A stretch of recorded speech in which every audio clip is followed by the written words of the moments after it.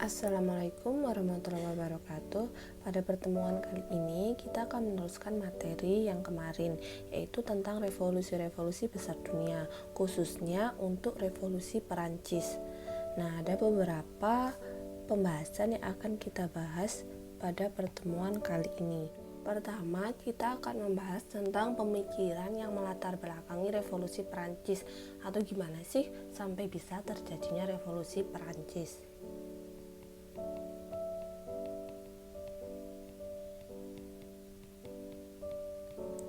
Tetapi sebelum masuk ke latar belakang ini, saya akan menjelaskan pengantar tentang revolusi Perancis ini, gimana awal-awal sampai terjadi revolusi Perancis. Jadi awalnya Perancis itu dia sistem pemerintahannya itu berbentuk monarki absolut.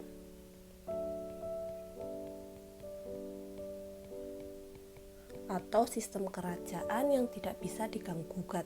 Jadi ketika rajanya bilang A, itu semua negara semua rakyatnya tuh harus mengikuti perintah tersebut. Nah, nama rajanya adalah Raja Louis.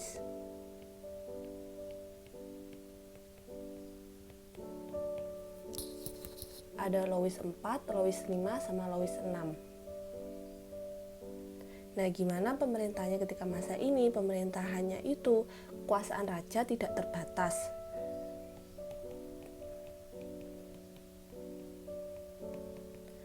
Kemudian ada organisasi semacam DPR yang di masa ini disebut dengan États Généraux itu dibubarkan. Nah, ketika DPR sudah dibubarkan, berarti kan tidak ada perwakilan dari rakyatnya. Terus kemudian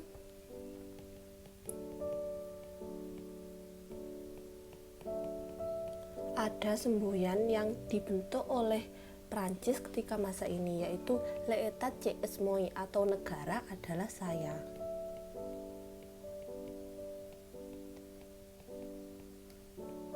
Jadi semua saya yang dimaksud di sini itu adalah Louis, itu Raja Louis. Jadi semua perintah negara itu harus manut sama Raja Louis. Nah, sedangkan dalam masyarakatnya sendiri itu ada beberapa stratifikasi atau pembagian masyarakatnya. Yang pertama itu adalah golongan 1.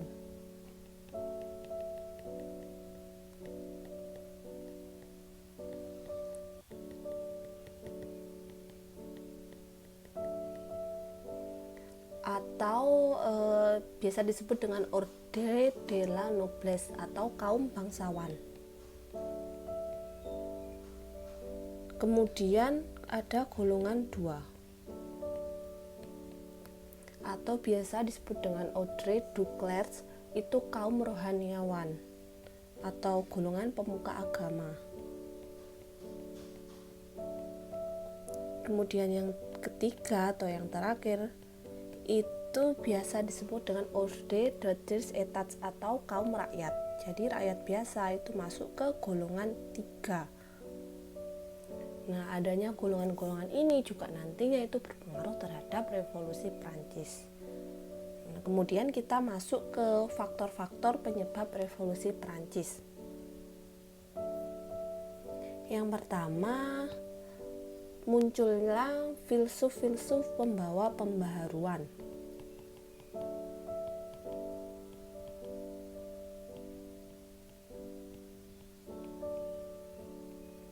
Filsuf itu adalah orang yang dia itu ahli filsafat.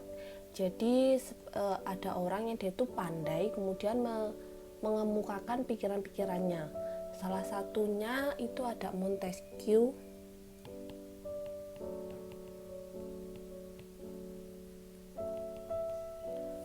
Nah, dia itu terkenal dengan pemikirannya tentang trias politika. Ini pasti dibahas di PPKN ini. Yang lembaga negara itu harus ada legislatif, eksekutif, dan yudikatif. Nah, ini pemikiran dari Montesquieu. Terus kemudian ada orang yang namanya Voltaire. Nah, dia itu mengkritik pemerintahan Louis yang terlalu absolut itu tadi. Terus kemudian ada Jean-Jacques Rousseau atau J.J. Rousseau.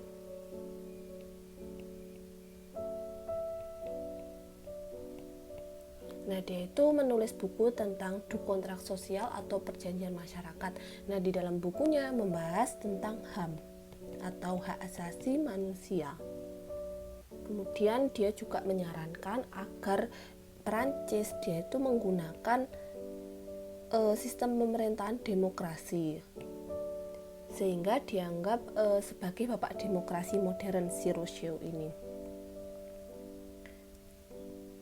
Kemudian faktor yang kedua adalah adanya absolutisme monarki di Perancis.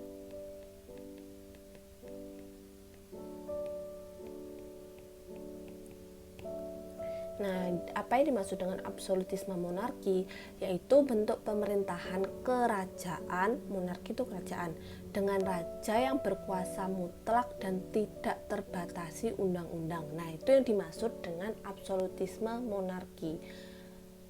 Kemudian tanda yang lain dari absolutisme monarki ini, DPR-nya tidak berfungsi karena kan semua perintah itu berada di tangan raja. Kemudian si Louis dia itu juga menerbitkan buku namanya Our Principe atau Sang Raja, ditulis oleh Niccolo Machiavelli. Nah, itu sebagai bukti absolutisme monarki di Prancis itu benar-benar terjadi banget. Kemudian faktor yang ketiga adalah ketidakadilan politik.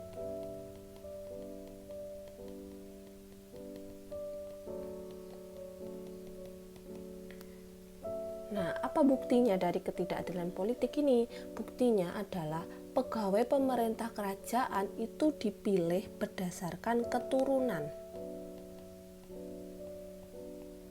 atau dengan kata lain nepotisme, bukan berdasarkan profesi atau keahlian yang dimiliki oleh seseorang.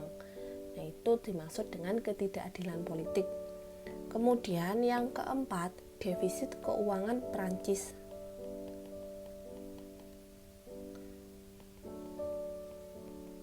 Jadi Prancis di masa ini dia mengalami kekurangan uang atau defisit tadi, karena uang negaranya digunakan raja dan keluarganya untuk berfoya-foya.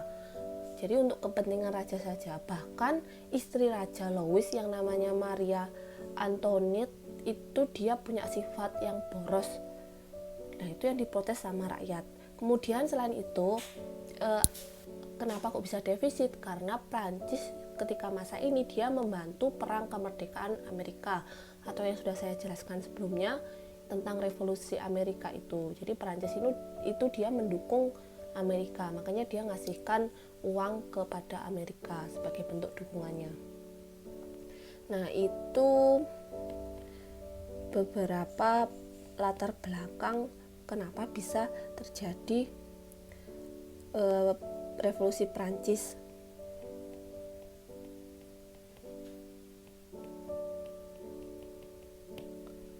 Selanjutnya kita akan bahas tentang jalannya revolusi Perancis. Revolusi Perancis ini dimulai dari ketika Raja Louis 16 itu menggantikan Raja Louis 15.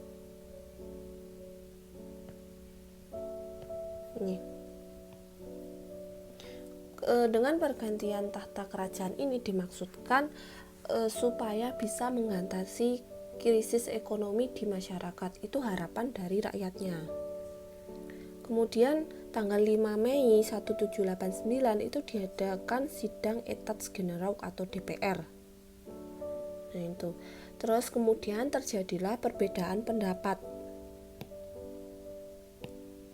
tentang gimana sih cara mengambil keputusan oleh golongan 1 sama 2 versus golongan 3. Nah, itu. Jadi antara golongan 1 bangsawan sama golongan rohaniawan itu melawan golongan rakyat biasa. Akhirnya Raja Louis 16 itu dia mengusir golongan 3 atau golongan rakyat biasa. Karena Louis itu mendukungnya golongan 1 dan golongan 2. Kemudian golongan 3 itu lanjut sidang di lapangan tertutup namanya Jeu de Paume. Nah, itu kemudian tanggal 17 Juni 1789 golongan 3 membentuk Dewan Nasional atau National Assembly. Nah, ini nanti saya singkat dengan DN. Dan Dewan Nasional ini menuntut kepada Raja Louis tentang peran politik yang harus seimbang. Jadi nggak hanya mendengar perintah tentang raja aja, tapi juga mendengar pendapat dari rakyat. Terus kemudian pengakuan hak-hak asasi manusia. Jadi rakyat itu minta haknya itu untuk diakui. Kemudian tuntutan yang terakhir adalah pembentukan undang-undang dasar, karena di masa ini belum ada undang-undang dasarnya, semua atas perintah raja. Kemudian selanjutnya tanggal 20 Juli 1789 Dewan Nasional itu membentuk Undang-Undang Dasar Perancis sendiri tanpa persetujuan dari Louis. Kemudian akhirnya Raja Louis 16 dia itu karena belum merasa terkhianati ya, dia itu menyuruh 20.000 pasukannya untuk membubarkan Dewan Nasional. Namun yang terjadi tanggal 14 Juli 1789 rakyat itu menyerbu penjara Bastille dan membebaskan tahanan-tahanan. Yang dimaksud di sini itu adalah orang-orang yang tergabung dalam Dewan Nasional yang ditangkap oleh Raja Louis itu. Terus kemudian terbentuklah semboyan rakyat ketika membebaskan ini itu tentang kebebasan atau liberté, terus persamaan atau égalité, dan persaudaraan atau fraternité. Itu semboyan dalam revolusi Prancis. Setelah itu tanggal 4 Agustus 1789 itu banyak golongan bangsawan dan rohaniawan yang golongan 1 dan 2 tadi bergabung dengan Dewan Nasional. Jadi dia nggak mendukung raja lagi, dia gabung sama rakyat biasa. Akhirnya tanggal 26 Agustus 1789 Dewan Nasional itu mengeluarkan Déclaration des droits de l'homme et du citoyen atau deklarasi hak-hak manusia dan warga negara. Isinya adalah hak manusia itu sama dan juga berhubungan dengan hak asasi manusia. Karena di sini semua golongan kan sudah jadi satu, akhirnya Raja Louis itu dia melarikan diri dan bergabung dengan kelompok yang kontra revolusi, tidak mendukung revolusi Prancis ini. Namun usaha Raja Louis ini gagal karena rakyat berhasil menangkapnya. Rakyat itu marah dan berhasil menangkap Raja Louis ini. Puncak dari revolusi ini akhirnya rakyat itu mengeksekusi raja dan keluarganya dengan menggunakan guillotine atau itu hukuman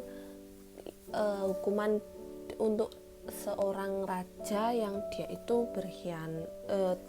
Maksudnya rakyat itu sudah marah banget sama raja tersebut. Itu hukumannya. Jadi rakyat itu sampai menghukum sendiri rajanya. Itulah jalannya dari revolusi Prancis. Sekarang kita akan membahas tentang pengaruhnya revolusi Prancis itu terhadap dunia dan di masa kini. Beberapa pengaruh dari revolusi Prancis ini, yang pertama adalah munculnya sistem demokrasi yang sampai sekarang itu banyak dipakai oleh negara-negara lain. Jadi sistem demokrasi ini kekuasaan tertingginya itu di tangan rakyat, bukan di tangan hanya satu orang atau beberapa kelompok saja. Nah, ini yang banyak digunakan oleh negara-negara di dunia. Kemudian pengaruhnya muncullah liberalisme atau kebebasan. Ini ada dalam semboyannya revolusi Prancis tadi yang maksudnya itu adalah semboyan liberté atau kebebasan yang saya jelaskan tadi. Kemudian munculnya nasionalisme. Ini juga tercantum dalam semboyannya revolusi Prancis, yaitu fraternité atau persaudaraan. Nasionalisme itu kan merasa satu nasib, satu saudara, satu tanah air, satu bangsa kayak gitu. Nah, ini nasionalisme dalam revolusi Prancis ini yang nanti mengilhami atau menginspirasi banyak negara di dunia. Kemudian berkembangnya sistem a rule by law atau undang-undang sebagai kekuasaan tertinggi.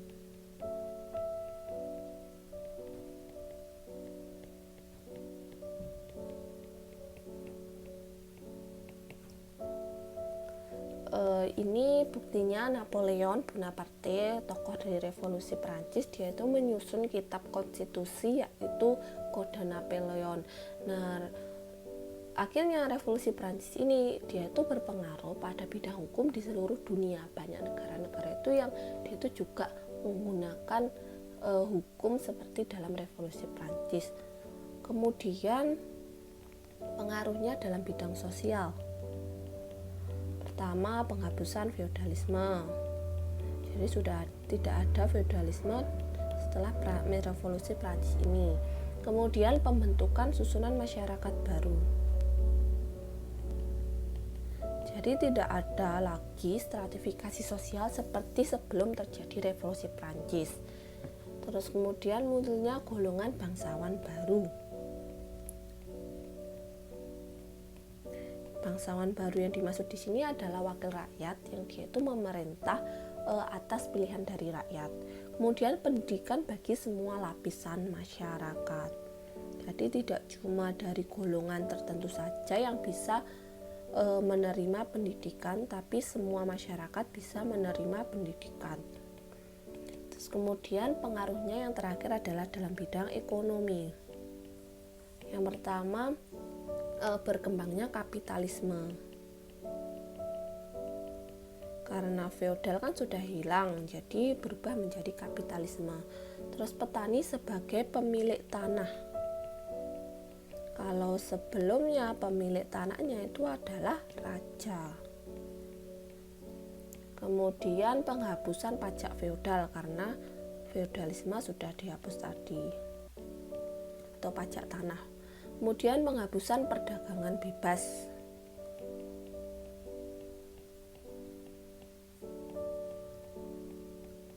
Kemudian yang terakhir adalah perkembangan industri-industri besar. Nah, begitulah tentang pengaruh dari revolusi Prancis ini. Intinya dari revolusi Prancis ini menunjukkan bahwa kekuatan rakyat itu mampu menumbangkan absolutisme raja atau kekuasaan raja yang tidak terbatas itu, dan menyadarkan bahwa pentingnya dalam persamaan hak bagi seluruh rakyat yang ada di dunia. Sekian untuk pembelajaran tentang revolusi Prancis hari ini. Semoga bermanfaat. Assalamualaikum warahmatullahi wabarakatuh.